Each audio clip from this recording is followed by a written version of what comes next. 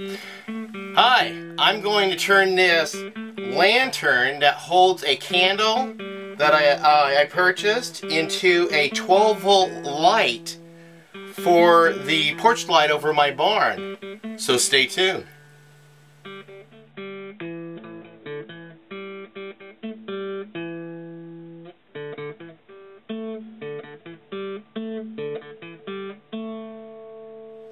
Hello, welcome back to Pine Meadows Hobby Farm. I'm your host, Jerry Hansen. I have bought this lantern. It's the closest facsimile of what was destroyed in the fire when the barn burnt down to replace. So I actually found this at our new Hobby Lobby that they located downtown. So I went and got it on sale. It was $44.99.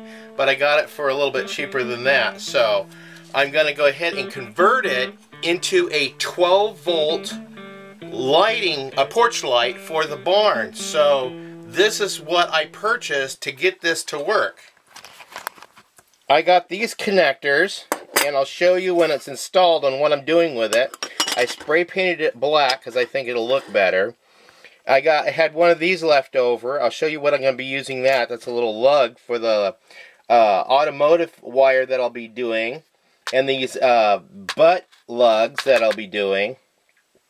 Then I bought these two. They were $1 a piece including shipping, and they were on a slow boat from China. It took about 6 weeks for them to get here. And of course I featured these little LED lights in a previous video from the install on replacing all the LED lights in the fifth wheel. But I only used one of these hooks. I could use the rest of them in my shed. And then I've got this trailer light wire plugs. And I'm going to install those on the lantern so I can remove the lantern for maintenance if I need to, just by unplugging it. I'm going to go ahead and use the dinette out here in the fifth wheel as my work table, because my shed, my tool shed, is a little bit of a mess right now. I'm embarrassed to say. Yeah, I've got to do some organizing out there. First of all, I'm going to adapt this. I'm going to go ahead and set it in here. And I'm going to want to tap a hole right here to accommodate one of these hooks. Get a hook out. And we tap the hole in that.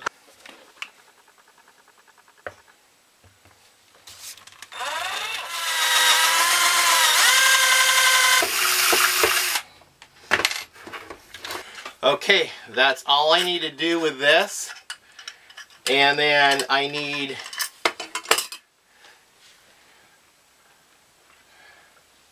this one, and we'll arrange it with this, but for now I need to cut one of these lines off. So I'm going to cut the yellow line off because I don't need it. And I'm cutting the yellow line off of both of them because I do not need the yellow line. Saves me from confusion. Now, that's ready to install on the barn. The next thing I need to do is install the lights onto this cap. So we're going to go ahead and remove the cap. Flip this over, and I'm going to install both of these lights in here.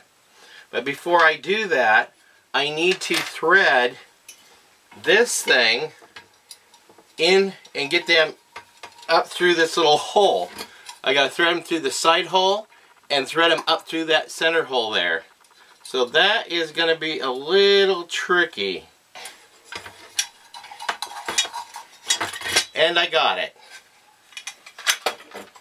Now the next thing I need to do, use my handy dandy wire strippers and strip these wires just a little bit, not much, just a little bit.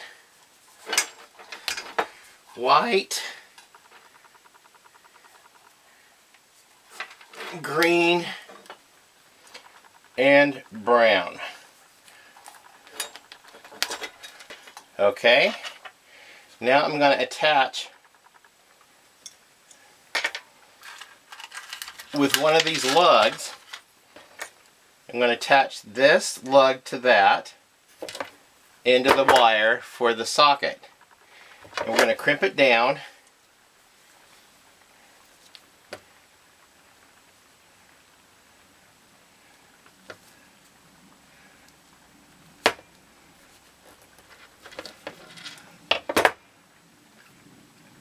And then the green wire I'm going to put in there, and that is normally a grounding wire, but in 12 volts I don't need to do that because my grounding wire is the negative wire, or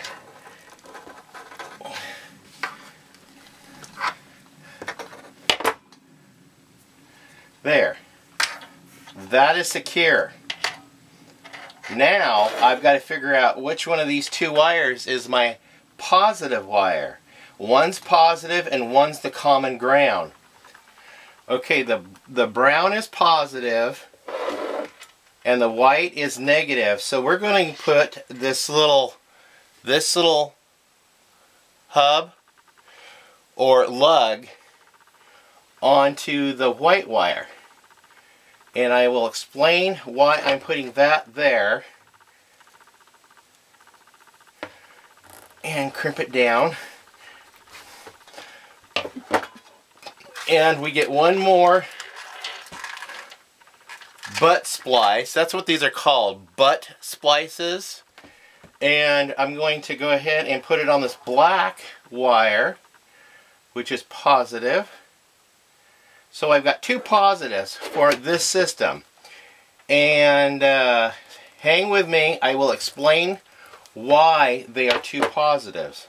Now we're going to go ahead and install this other socket. So I'm going to have two lights in this lantern. And I have originally designed the barn to have one porch light with two individually operating lights on there, and there's a reason. So when I get this installed into the barn, I will explain the reason. So now let's get this screwed in, and for the screws, I have these self-tapping Phillips screw heads. So this is going to be tricky. Hang with me. Okay, I'm going to shove that wire down there. This wire down there. I'm shoving them. Hang on a sec.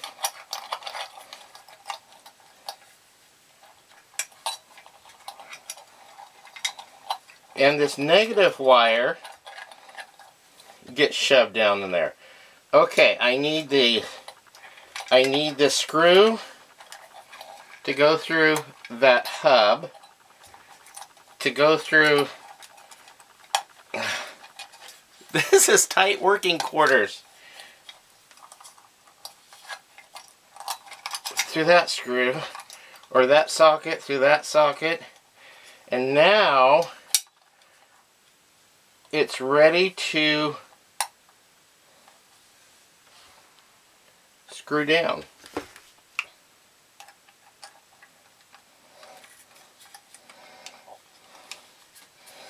Okay, ready? Whoop, whoop, whoop, whoop, whoop. Here we go. Right there.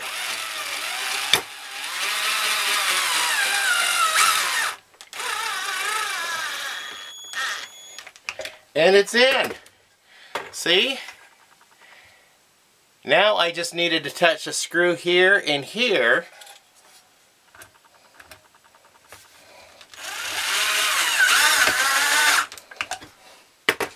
One more screw.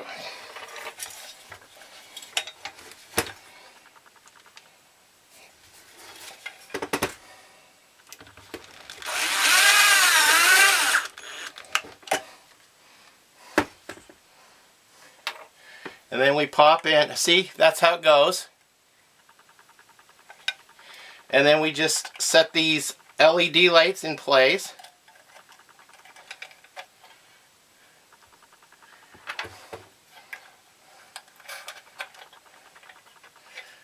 I mean, I got plenty of wire in there. I know I got plenty of wire in there. I just need it to go high enough. So we're going to go ahead and, this is done. We're going to reattach it.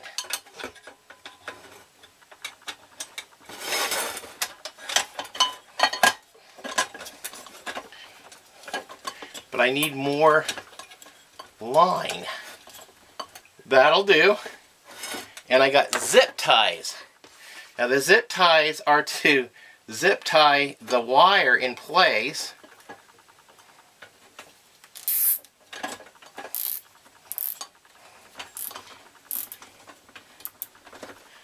And then cut the excess off. Another zip tie.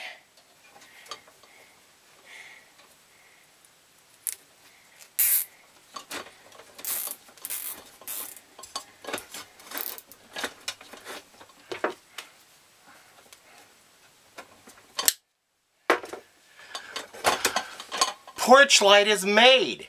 Let's go install the rest of these features on the barn. And I need these 3 items. I need that. I need that. And I need that. So let's change screw bits. And I need my cordless drill.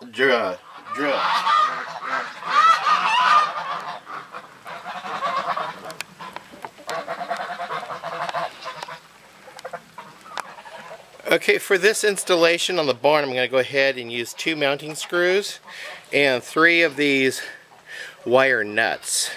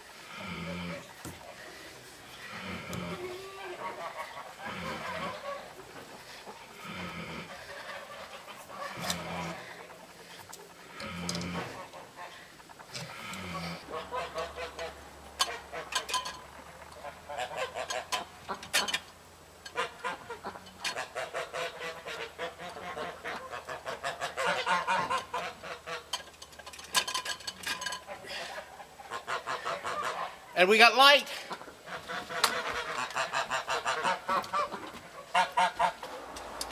And that is yet another ingenious jerry rig.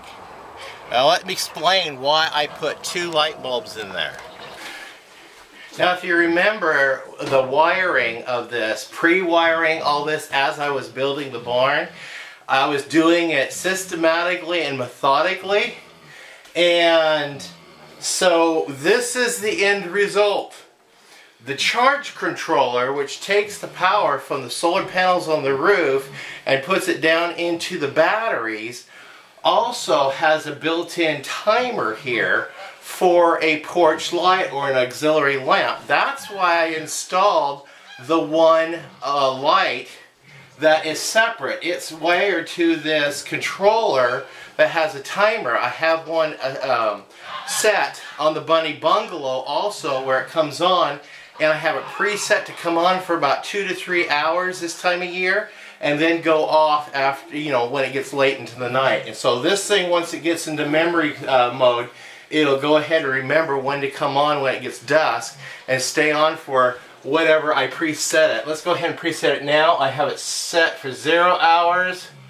We're going to set it for 3 hours. I want it on for 3 hours after the sun goes down because remember, we have very short daylight hours, and when I get home from work I want to be able to have light to see when I come up to the barn. The other light is powered by this little power switch right here. This is the front porch light, which turns that extra little light on. This is the room light for all the lights inside the barn. And I had also installed lights over the back porch area. When I turn that on, I have lighting out back when I come out and feed the goats. I can actually see what's going on behind the barn. So this is all a 12-volt system. So that concludes this episode on the Homestead Building Project series on finishing up the barn and completing the electrical on the barn.